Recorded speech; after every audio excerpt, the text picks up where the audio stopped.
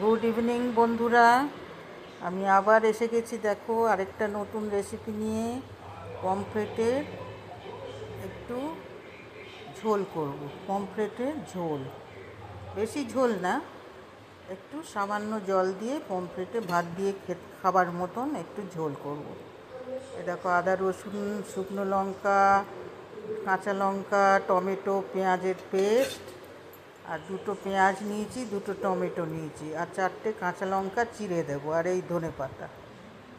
এই পমফ্রেট মাছগুলো বেশ বড় বড় আছে। দেখো আমি কীভাবে পমফ্রেটের ঝোল করছি। বেশি ঝোল করব না, ভাত দিয়ে খাবার মতন ঝোল করব। এসব মশলা দিয়ে, আর ওদিকে দেব তোমার গুঁড়ো মশলা। দেখো আমি কড়া চাপিয়ে দিয়েছি, তেল দিয়ে দিয়েছি, গরম হলে মাছ ভাজবো, মাছগুলোকে ছাড়বো, মাছ ভাজবো, আর এই সব গুঁড়ো মশলা দেব। দেখো তোমরা আমি কিভাবে করছি, খুব সোজা, খুব সিম্পল। দেখো মাছ ছেড়ে দিয়েছি, মাছ সব ভেজে নিয়ে তারপরে তরকারিটা বসাবো। আমার রেসিপিগুলো কেমন লাগছে প্লিজ তোমরা লাইক করো, শেয়ার করো। ভালো লাগলে লাইক করো, শেয়ার করো, কমেন্ট করো, আর অতি অবশ্যই সাবস্ক্রাইব করে দিও। আমি প্রতিবারই নতুন নতুন ঘরোয়া প্রত্যেক দিনে যা রেসিপি আমি রান্না করি সেগুলোই আমি দেখাবো, আর খুব সোজা, সিম্পল। দেখো আমার মাছ ভাজা প্রায় হয়ে এসছে, এবার আমি তরকারিটা বসাবো। এ দেখো আমার মাছ ভাজা হয়ে গেছে। সব ভালো আছো তো বন্ধুরা? সবাই ভালো থেকো, সুস্থ থেকো। এ দেখো মাছ ভাজা হয়ে গেছে, তেলে আমি রাঁধুনি ফোড়ন দিয়ে পেঁয়াজ, কাঁচা লঙ্কা চিড়ে দিয়েছি। আবার এটা একটু ভালো করে ভেজে নিয়ে তারপরে টমেটো, কাঁচা লঙ্কা, আমি চারটে কাঁচা লঙ্কা দিয়েছি চিড়ে। এটা খুব ভাজা হয়ে এসছে, এবার আমি টমেটোগুলো দিয়ে দেব। সবাই ভালো আছে তো বন্ধুরা? ভালো থেকো, সুস্থ থেকো, আর আমার এই রেসিপিগুলো কেমন লাগছে তোমাদের আমাকে জানিও তোমরা।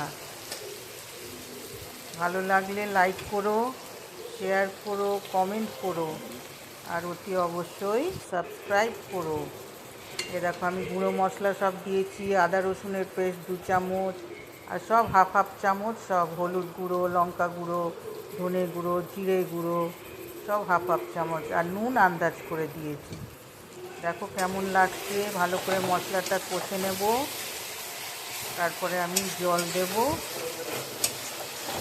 একটু।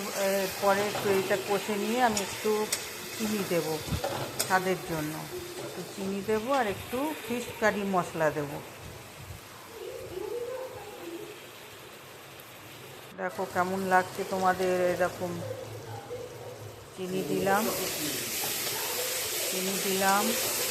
আর ওই ফিশ কারি মশলা দিয়েছি, স্বাদের জন্য একটু মিষ্টি দিলাম, চিনি। এবার ভালো করে কষে নিয়ে এবার আমি জল দিয়ে দেবো আন্দাজ করে, বেশি জল না, পমফ্রেট মাছে তো বেশি জল দিলে আবার পাতলা হয়ে যাবে। এরকম আমি জল দিয়ে দিয়েছি চারটে মাছের অনুযায়ী, বড় বড় মাছ তো পমফ্রেটগুলো। দেখো ধনে পাতাও দিয়ে দিয়েছি সামান্য। এবারে ভালো করে ঝোলটা ফুটে উঠলে এবার মাছগুলো ছেড়ে দেবো। ঠিক আছে, দেখো কেমন লাগছে। এবার আমি মাছগুলোকে ছাড়বো। আমি বেশি জল দিইনি, জাস্ট চারটে মাছের মতন একটু জল দিয়েছি। ভালো করে মাছগুলো একটু ফুটে উঠলে এবার আমি এর উপরে গরম মশলা গুঁড়ো দেব।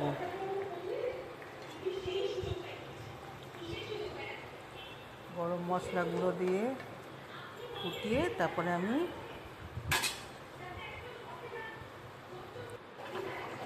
দেখো গরম মশলা দিয়ে দিয়েছি আমি। এবারে একটু গরম মশলাটা নাড়িয়ে দিলাম মাছের সঙ্গে, সবার ভালো করে মিশে যাবে।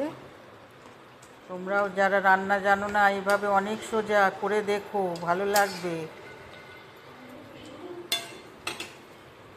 আবার নতুন রেসিপি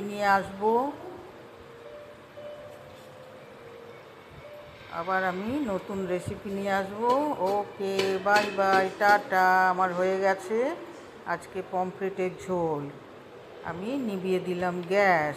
ওকে, বাই।